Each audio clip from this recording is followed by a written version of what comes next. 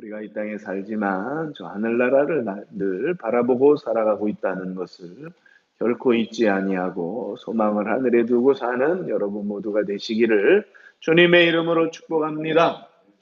하나님 말씀 어제에 이어서 창세기 49장 29절부터 50장 14절로 이렇게 보겠습니다. 어제 49장 28절까지 읽었죠. 오늘 29절부터 50장 14절까지 함께 보시겠습니다. 그가 그들에게 명하여 이르되 내가 내 조상들에게로 돌아가리니 나를 햇사람 에브론의 밭에 있는 굴에 우리 선조와 함께 장사하라. 이 굴은 가나안 땅 마므레암 막벨라 밭에 있는 것이라. 아브라함이 햇사람 에브론에게서 밭과 함께 사서 그의 매장지를 삼았으므로 아브라함과 그의 아내 사라가 거기 장사되었고 이삭과 그의 아내 리브가도 거기 장사되었으며 나도 레아를 그곳에 장사하였노라. 이 밭과 거기 있는 굴은 햇사람에게서 산 것이니라. 야곱이 그들의 아들에게 명하기를 마치고 그 발을 침상에 모으고 숨을 거두니 그의 백성에게로 돌아갔더라. 요셉이 그의 아버지의 얼굴에 굽으려 울며 입맞추고 그 수종드는 의원에게 명하여 아버지의 몸을 향으로 처리하게 하며 의원이 이스라엘에게 그대로 하되 40일이 걸렸으니 향으로 처리하는 데는 이 날수가 걸림이며 애굽 사람들은 70일 동안 그를 위하여 곡하였더라. 곡하는 기간이 지남에 요셉이 바로의 궁에 말하여 이르되 내가 너희에게 은혜를 입었으면 원하건대 바로의 귀에 알아이를 우리 아버지가 나로 맹세하게 하여 이르되 내가 죽거든 가나안 땅에 내가 파놓은 묘실에 나를 장사하라 하였나니 나로 올라가서 아버지를 장사하게 하소서. 내가 다시 오리이다 하라 하였더니 바로가 이르되 그가 내게 시킨 맹세대로 올라가서 내 아버지를 장사하라. 요셉이 자기 아버지를 장사하러 올라가니 바로의 모든 신하와 바로 궁의 원로들과 애굽 땅의 모든 원로와 요셉의 온 집과 그의 형제들과 그의 아버지의 집이 그와 함께 올라가고 그들의 어린아이들과 양떼와 소떼만 고센 땅에 남겼으며 병거와 기병이 요셉을 따라 올라가니 그때가 심히 컸더라. 그들이 요단강 건너편 아닷 타작마당에 이르러 거기서 크게 울고 애통하며 요셉이 아버지를 위하여 7일 동안 애곡하였더니 그 땅 거민 가나안 백성들이 아닷 마당의 애통을 보고 이르되 이는 애굽 사람의 큰 애통이라 하였으므로 그 땅 이름을 아벨미스라임이라 하였으니 곧 요단강 건너편이더라. 야곱이 아들들이 아버지가 그들에게 명령한 대로 그를 위해 따라 행하여 그를 가나안 땅으로 메어다가 마므레 앞 막벨라 밭 굴에 장사하였으니 이는 아브라함이 헷 족속 에브론에게 밭과 함께 사서 매장지를 삼은 곳이더라. 요셉이 아버지를 장사한 후에 자기 형제와 호상꾼과 함께 애굽으로 돌아왔더라. 아멘. 할렐루야. 날마다 하나님의 말씀으로 인도함을 받는 은혜들을 누리시기를 축복합니다. 내일은 창세기를 이제 마무리하는 시간이 되어서 새벽 예배 후에 아침 식사 하러 가실 것입니다. 시간을 만들 수 있는 분들은 함께 하시기를 바랍니다. 네, 어제 말씀에서 야곱이 그 아들들 모두를 하나하나씩 불러서 다 축복했습니다. 그의 아들들은 야곱이 축복한 대로 또는 예언한 대로 그런 삶들을 살아가게 되는데 때로는 그 예언에서 벗어난 그런 형태의 삶을 살기도 했지만은 아버지 야곱은 아들들을 보면서 이 모든 12 아들들이 앞으로 이스라엘이라고 하는 큰 민족을 이루어 나가게 될 것을 생각하며 그들 모두를 축복하게 됩니다. 하나님이 아브라함을 불러서 너의 자손을 하늘의 별과 같이 바닷가의 모래와 같이 많은 자손을 주리라 했었던 약속이 그의 아들 이삭에게도 전해지게 되고 또 그의 둘째 아들 야곱에게 이어져 온 것이 이제는 야곱의 이름이 이스라엘로 바뀌면서 이 이스라엘의 12 아들들에게로 지금 이어져 가게 됩니다. 얼마나 많은 자손이 그 배를 통해서 나오게 될 것인가, 혹은 대가 끊길 수도 있는 여러 가지 일들이 세상을 살면은 발생할 수도 있었을 텐데, 이스라엘 백성들이 애굽 땅으로 내려갈 때에 그의 식구들 전체가 70명이었었는데, 애굽에서 그들은 요셉과 더불어서 풀을 누리며 살면서 400여 년간 큰 부족이, 큰 민족이 되게 되죠. 나중에 출애굽을 하게 될 때에 그들의 인구는 장정만 60만 명이었다고 전해집니다. 근데 뭐 한 가정당 4명씩 가족 구성을 한다 할지라도 그것도 뭐 한국에서나 그런 가족 구성원이 되죠. 예, 뭐 그렇게 간단하게 생각했을 때에 거의 200만 명 정도가 추산이 될 수 있는 인원이 애굽 땅에서 이제 하나님이 주신 그 자손의 번성함, 그 약속이 이 아브라함에게 주어지고 이삭에게 주어지고 야곱에게 주어졌던 대로 애굽 땅에서 그 모든 것이 이제 형성이 돼서 나오게 되는 것을 우리는 볼 수가 있습니다. 이제 야곱은 애굽 땅에서 죽게 됐어요. 보통은 죽게 된 그곳에서 장사를 치르게 되는데 특히 이제 우리 선교사님들도 해외에 나가서 선교를 하고 거기서 만약에 이제 돌아가시게 될 경우에 그 땅에 묻히게 될 것인가 또 한국으로 이송을 해 와야 되는 것인가 그런 부분에 대해서 늘 고민들이 있으시죠. 우리나라에도 많은 외국인 선교사들이 와서 이곳에서 선교하고 복음을 전하다가 잠들고 그들의 그 시신이 이 땅에 묻히게 되는 그런 일들이 많이 있었지 않습니까? 서울의 양화진 그 묘역에 가보면 그들의 비명들이 많이 있죠. 요셉도 이제 거기서 죽게 되었으니까 거기서 묻히게 될 줄 알았는데 그는 하나님의 약속을 그대로 믿고 그가 애굽으로 내려갈 때 하나님이 여호와 하나님이 나타나셔서 내가 너를 돌아오게 할 것이다 하는 그 말씀대로 그는 자식들에게 나를 꼭 조상들의 묘지에 나를 매장해 달라 하는 그런 유언을 남기게 됩니다. 오늘 49장 마지막 이 선어절에 보면 그런 내용이 나오죠. 야곱의 유언. 나를 가나안 땅 마므레 앞 막벨라 굴에 장사되게 하라. 그래서 33절에 보면 그가 147세 일기로 인생을 마치게 되고 하나님 품으로 가게 되죠. 야곱이 이제 잠들게 되니까 요셉이 50장으로 넘어와서 아버지의 슬픈 마음으로 아버지 이마에 입을 맞추고 이제 장례 절차를 시작하게 됩니다. 장례 절차가 좀 특이하죠. 의원을 불러서 아버지의 몸을 향처리를 하게 됩니다. 3절에 보면은 향처리하는 일이 며칠이 걸렸다 그래요.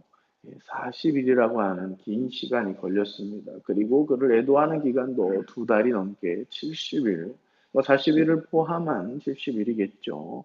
곡하는 시간을 갖게 됩니다. 우리는 뭐 장사 지내면 아무리 어,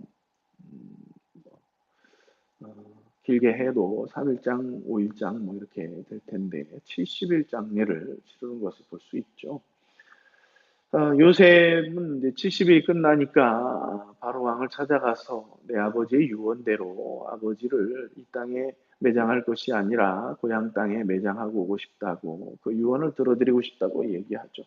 바로는 그것을 허락합니다. 어떻게 보면 요셉이 나라 바깥으로 갔다 오게 된다는 것을 바로와 그 권력자들은 또 경계할 수도 있는 일이었어요. 그런데 음, 이 요셉과 그 가정은 어른들만 다 데리고 애들과 짐승들은 고센 땅에 놔두고 가게 되죠. 나는 아무런 의도가 없습니다. 온전히 아버지만 장례하고 오려고 합니다라고 하는 그런 의미를 나타내 보이는 것이겠죠. 요셉이 아버지를 장사하러 가나안 땅에 올라가는데 보니까 그 행렬이 어마어마합니다. 바로의 모든 신하와 왕궁의 원로들, 그리고 애굽 땅의 또 다른 지역에 있는 원로들 다 따라갑니다. 9절에 보니까 이를 호위하는 병거와 기병들이 심히 많았다고 합니다. 한 사람의 장래 행렬에 뭐 이렇게 많은 사람들이 따라가게 되는지.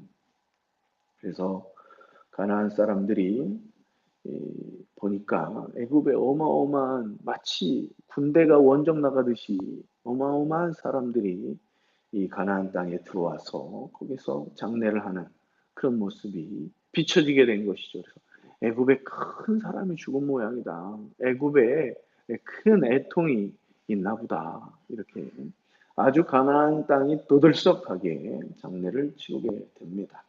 막벨라 굴에 장사하게 되는데 그 굴 앞에는 아무래도 이런 많은 사람들이 이렇게 며칠 동안 머물 수 있는 곳이 못 되니까 타작마당이라고 하는 것은 뭐 우리 동네 내 집 앞에 있는 조그만 마당이 아니었겠죠. 그때 당시에 타작을 하려면 많은 사람들이 쫙 모여서 양털을 깎는 마당이든지 곡식을 어떤 추수하는 그런 마당이든지 넓은 지역에서 사람들이 모여서 거기서 애국을 하게 되죠. 7일을 보내고 이제 애국으로 돌아오게 됩니다. 예, 한 사람의 죽음에 사실 보면은 이만큼 화려한 장례가 있을까 할 정도로 구약 성경에 등장하는 그 장례의 모습 가운데 가장 큰 그런 규모의 장례처럼 비춰지는 그런 모습이 오늘 말씀에 나오고 있죠. 죽은 사람이 어마어마한 행적을 했기 때문에 지금 장례가 이렇게 큰 장례가 된 것일까요? 예, 그렇지 않죠. 그의 아들이 얼마나 영향력을 행사하는 사람이었는지를 반증해서 볼 수 있는 것이겠죠. 그리고 그를 장사한 내용을 보면은 뭐 고대 이집트에서 일어날 수 있는 아, 이런 장례를 치르는 사람들이 흔치 않았어요.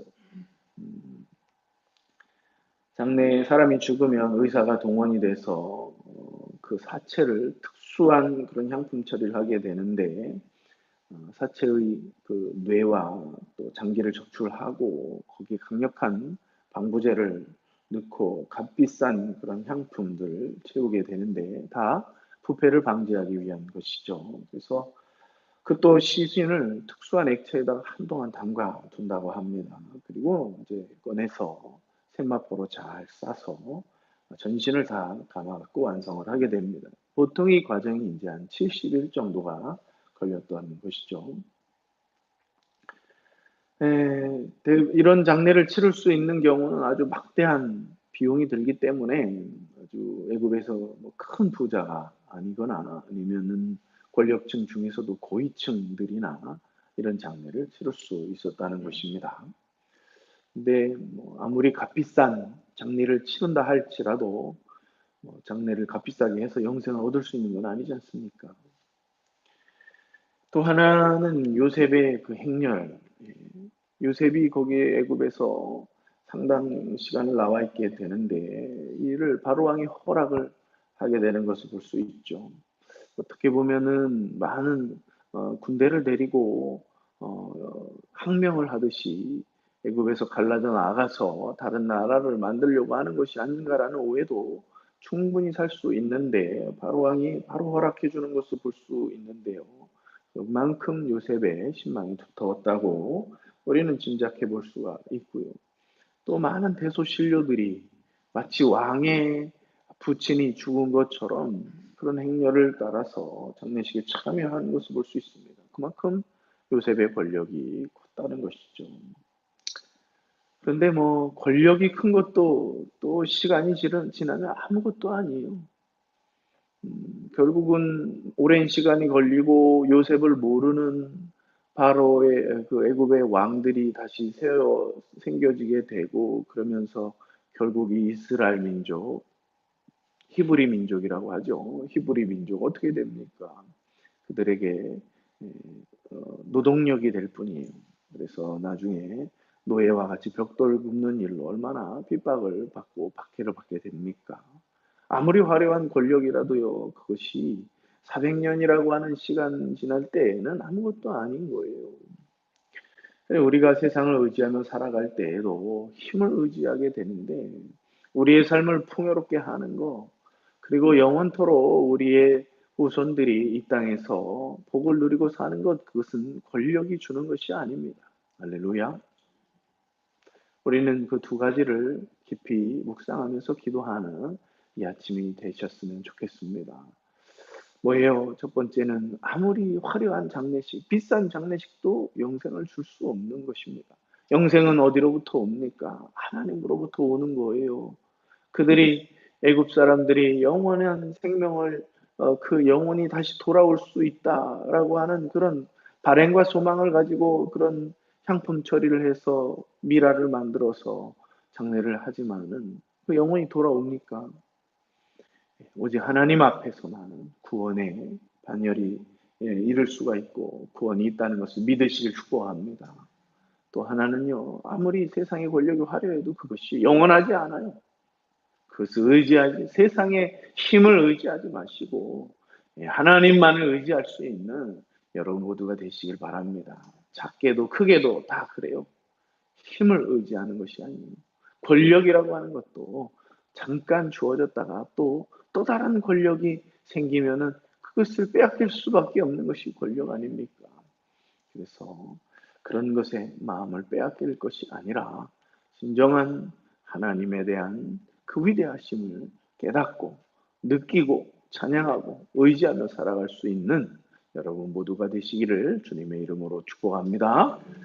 하나님, 주의 사랑과 은혜를 감사합니다. 날마다 말씀을 묵상하고 주님 주시는 말씀에 귀를 기울입니다. 주여, 우리의 인생길을 인도하시고 우리를 깨닫게 하여 주시고 우리의 이 의식의 세계 속에 하나님의 말씀이 잘 자리 잡히게 하여 주옵소서. 세상의 헛된 정보와 지식과 세상의 헛된 논리가 우리의 생각과 마음과 의식을 사로잡지 못하도록 막아주시옵시고 오직 하나님의 말씀이 우리의 세포 속에 새겨지게 하여 주시옵소서. 주여, 우리의 모든 마음과 생각을 하나님의 말씀이 주관하는 인생을 사는 저희들 모두가 되게 해 주시옵소서. 날마다 하나님의 말씀을 묵상합니다. 그 말씀을 앞세우며 살아가는 주의 종들 앞에 늘 승리가 있게 하여 주시고 시행착오가 적어지게 하여 주시옵시고 많은 하나님의 복을 순종으로서 받아 누릴 수 있는 저희들 되게 해 주시옵소서. 영생은 오직 하나님께로부터인 줄을 믿습니다. 아무리 많은 금력이 생겨서 나의 장래와 노후를 화려하게 한다 할지라도 영생을 얻을 수 있는 것이 아님을 우리 마음속에 항상 잊지 않게 하여 주시옵소서. 주여, 아무리 세상에 큰 힘과 권력이 있다 할지라도 그것은 돌고 돌며 바뀌고 또 뒤바뀔 수 있으며 아무것도 아니고 허무한 것인 것을 우리 마음속에 잘 정리할 수 있는 종들이 되게 해 주시옵소서. 오직 하나님만을 의지하며 하나님은 나의 반석이요 요새요 산성이요 와 같이 찬양하고 의지하며 살아가는 종들이 되게 해 주시옵소서. 기도하며 주님 앞에 나아갑니다. 성령으로 우리를 덮어 주옵소서. 이 아침에 깨어주를 바라보고 함께 기도에 동참하는 모든 자들에게 성령을 충만하게 부어 주시어서 오늘도 성령의 사람으로 영적인 사람으로 살아가도록 역사해 주시옵소서. 영광 하나님 앞에 올려드리며 감사드리며 예수님의 이름으로 축복하며 기도드리옵나이다. 아멘. 하늘에 계신 우리 아버지, 아버지의 이름을 거룩하게 하시며 아버지의 나라가 오게 하시며 아버지의 뜻이 하늘에서와 같이 땅에서도 이루어지게 하소서. 오늘 우리에게 일용할 양식을 주시고 우리가 우리에게 잘못한 사람을 용서하여 준 것 같이 우리 죄를 용서하여 주시고 우리를 시험에 빠지지 않게 하시고 악에서 구하소서.